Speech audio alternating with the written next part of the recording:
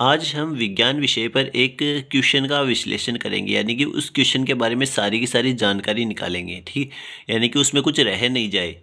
तो पहला क्वेश्चन हम देखते हैं, जो कि पहले पेपर में आई हुई है क्वेश्चन है। ठीक, तो पहला क्वेश्चन था, मानव टाइफाइड पैदा करने वाले जीवाणु छोटी आंत में किसके द्वारा प्रवेश करते हैं। यानी कि इसने बताया है कि जो जीवाणु मानव टाइफाइड का कारक है, तो वो छोटी आंत में कैसे प्रवेश करता है, यानी छोटी आंत को संक्रमित कैसे करता है। तो इसने ऑप्शन दिए हैं, उपयोग की गई सिरिंज के द्वारा, दूषित भोजन और पानी के द्वारा, खून के द्वारा, वायु के द्वारा।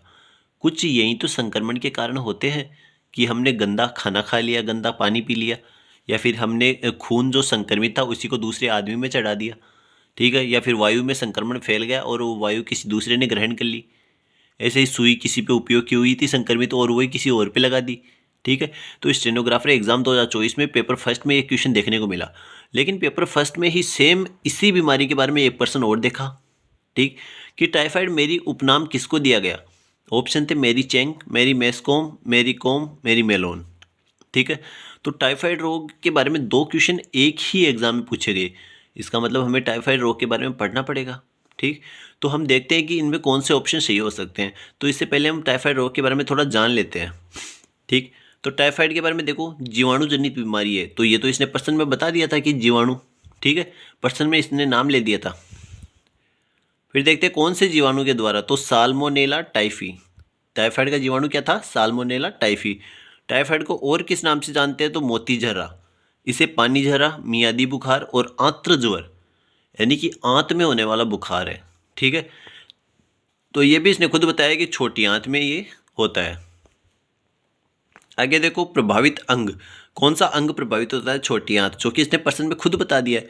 लेकिन इसने देखो संक्रमण किस कारण से फैलता है, दूषित पानी और भोजन से। ठीक है, तो अपना पहला प्रश्न क्या था कि छोटी आंत में जीवाणु किस कारण प्रवेश करता है, तो दूषित पानी और भोजन के कारण प्रवेश करता है छोटी आंत में जीवाणु। ठीक है, तो पहले का उत्तर क्या आ जाएगा अपना, बी। अब देखो आगे देखो, परीक्षण या टेस्ट, यानी कि टाइफाइड का पता कैसे चलेगा कि टाइफाइड हो गया है। तो एक टेस्ट किया जाता है, विडाल टेस्ट।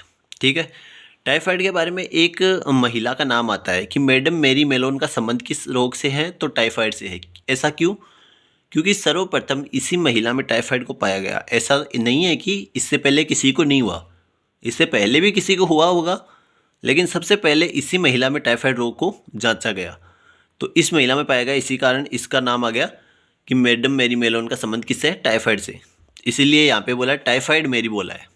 ठीक, तो यहाँ पे इसका उत्तर हो जाएगा मेरी मेलोन। ठीक, टीका टाइफाइड का एक टीका होता है TAB, यानी कि टाइफाइड पैराटाइफाइड ए और बी वैक्सीन। एंड टाइफाइड में ये दवा काम आती है TAB। ठीक है, तो याद रखना है। अब देखो ये टीका शब्द आया है, टीका या फिर इसको कहते हैं वैक्सीन। तो ये वैक्सीन का अर्थ क्या होता है, इसका मतलब क्या होता है, ये होता क्या है, इसके बारे में देखो थोड़ा सा। तो देखो ये टीके के बारे में आपने ऐसी चीज़ें पहले कभी नहीं पढ़ी कि टीके में क्या क्या होता है, कि टीका वास्तव में होता क्या है, क्या ये वैक्सीन होती है, कोई दवा होती है, इलाज होता है। तो ये देखो, इसमें पहला होता है एक होता है लाइव वैक्सीन जैसा टीका होता है। ठीक है, यानी कि इसमें जीवित अवस्था या सक्रिय अवस्था में सूक्ष्म जीवों को प्रवेश करवाया जाता है। यानी कि अगर कोई बीमारी जीवाणु से होने वाली है, तो उस बीमारी के जीवाणु को जीवित अवस्था में अपने शरीर में प्रवेश करा देंगे। यानी जो स्वस्थ व्यक्ति है उसके शरीर में प्रवेश कराएंगे, तो उसका शरीर क्या करेगा, उसका शरीर उसके लिए उस रोग के प्रति एंटीबॉडी तैयार कर लेगा, यानी उस रोग को नष्ट करने के लिए एंटीबॉडी तैयार कर लेगा। ठीक है, तो अगली बार जब भी वो रोग का जीवाणु उस पर अटैक करेगा, तो पहले से एंटीबॉडी तैयार होगी और उस रोग को आगे नहीं बढ़ने देगी, यानी कि उस रोग का संक्रमण नहीं फैल पाएगा। ठीक है, तो ऐसे ही वैक्सीन या दवा काम करती है। तो ये किस किस रोग में हो सकता है, तो मिजल्स और रूबेला का MMR टीका होता है ना, मम्स मिजल्स रूबेला। MMR का मतलब होता है मम्स मिजल्स रूबेला। तो ये टीका मिजल्स और रूबेला के लिए इस प्रकार का ही कार्य करता है। ठीक है, यानी कि ये एक प्रकार की लाइव वैक्सीन होती है इसके लिए। रोटा वायरस जो कि उल्टी दस्त का वायरस होता है, ठीक है, तो उसको खत्म करने के लिए भी जीवित जीवाणु को क्या फेंक डाला जाता है, शरीर के अंदर डाला जाता है। पोलियो की वैक्सीन होती है OPV, ओरल पोलियो वैक्सीन, यानी पीने वाली दवा होती है। ठीक है, तो पोलियो की जो पीने वाली दवा होती है उसमें भी लाइव वैक्सीन का प्रयोग किया जाता है। फिर अगली आती है किल्ड वैक्सीन, यानी कि मृत या निष्क्रिय अवस्था में सूक्ष्म जीव को शरीर में प्रवेश करवाया जाता है। ठीक है, तो इसमें क्या होता है कि जो जीवाणु है या फिर विषाणु है उसको क्या करेगा, मरी हुई अवस्था में या फिर वो निष्क्रिय अवस्था में, सक्रिय नहीं होगा, उसको शरीर में प्रवेश करा देंगे। शरीर में उसको देखकर शरीर क्या करेगा, उस एंटीजन को देखकर शरीर एंटीबॉडी तैयार कर लेगा उसके विरुद्ध। ठीक है, तो अगली बार जब उस रोग का जीवाणु अटैक करेगा, जीवाणु या फिर विषाणु कोई भी हो सकता है, सूक्ष्म जीव बोला है ना मैंने इसलिए, तो जब भी अटैक करेगा तो उस पर क्या करेगा, उसके प्रति एंटीबॉडी पहले से तैयार है तो उस रोग को आगे संक्रमित नहीं होने देगा।